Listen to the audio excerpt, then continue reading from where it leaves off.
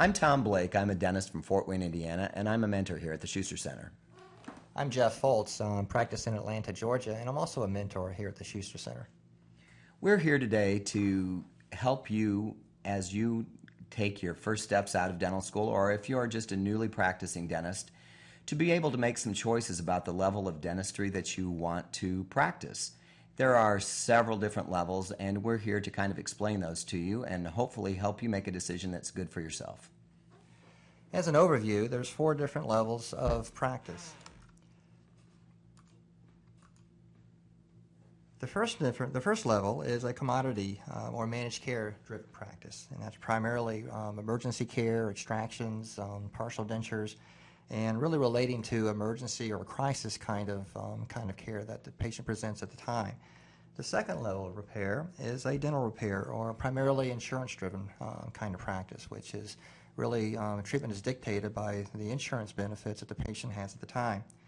The next level of care is one that's health-centered, or it's really planned out kind of care, where relationships are extremely important with the patient, and you and the patient decide together with complete exams and thorough diagnosis how to go about achieving the health goals that the patient desires.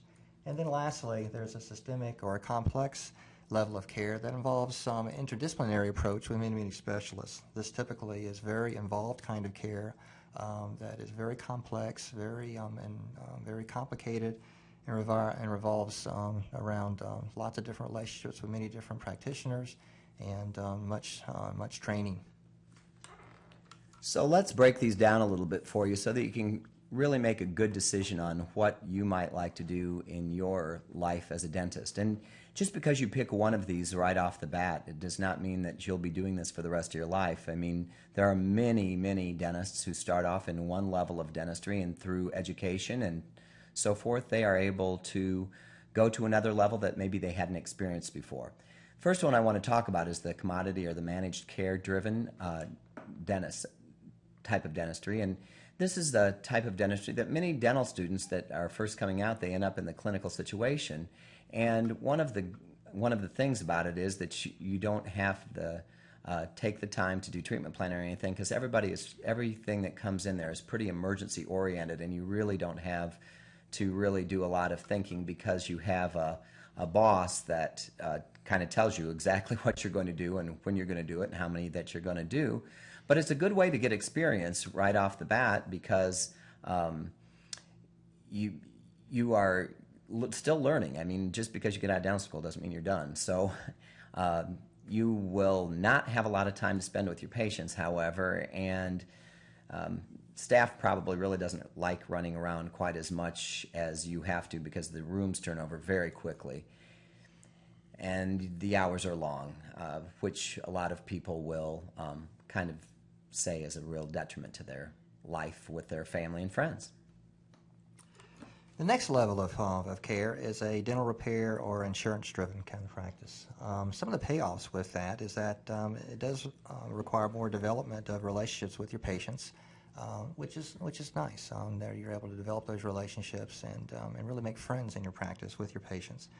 The next thing is that you can actually be more lucrative than a commodity-driven kind of practice. You can make more money. It's more financially the payoff's higher financially.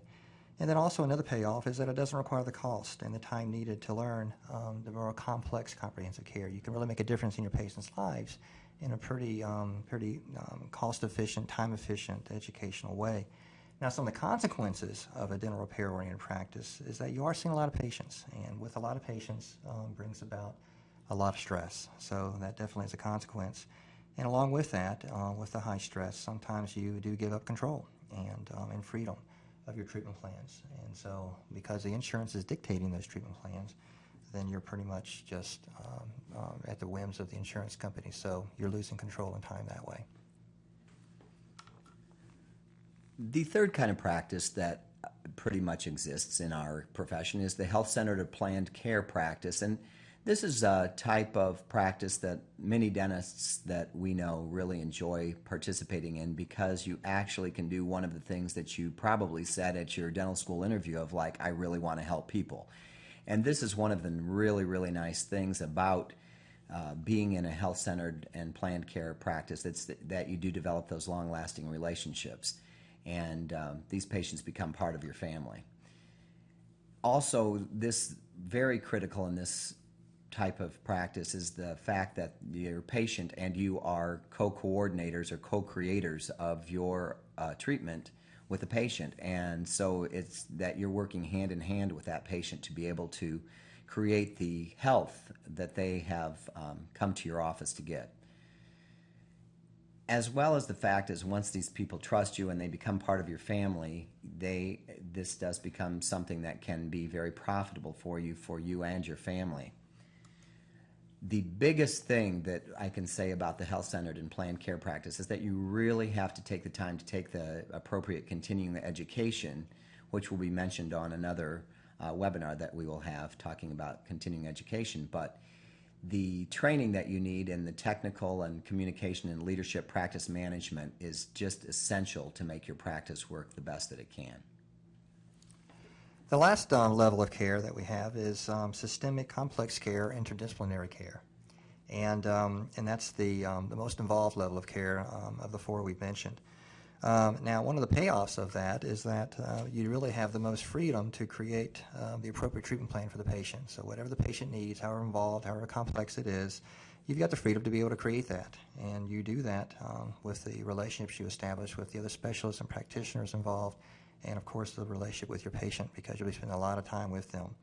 Now, as part of that, it's also one of the most lucrative financially of the different levels of practice. You're putting a lot of time, a lot of effort, a lot of energy, and so one of the big payoffs is that you are be able to have the biggest benefit of financial compensation of the four. Now, of some of the consequences, that we have the most training of all the levels of care are in the systemic complex care. As you can imagine, to be able to involve with complex cases and that are of high magnitude, it takes an incredible amount of technical training and communication skills to be able to pull that off with the other specialists and with your patient.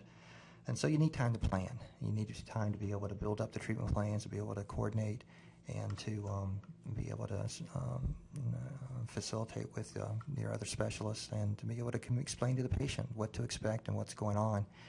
And that leads us to the last consequence, which is that these patients that are involved have this level of care, that require this level of care, oftentimes they've been treated many times in the past, and so they've had it, and so there's a lot of psychosocial needs associated with that, and so you're really dealing with those kind of needs, and so they're very high maintenance.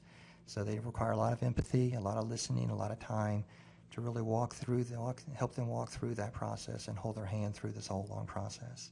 So as we've outlined these four levels of care, it's important for you just to choose which one is most consistent with your values, with your purpose, with the things that are important for you, for your family, for your long career, so you can make the choice that's right for you.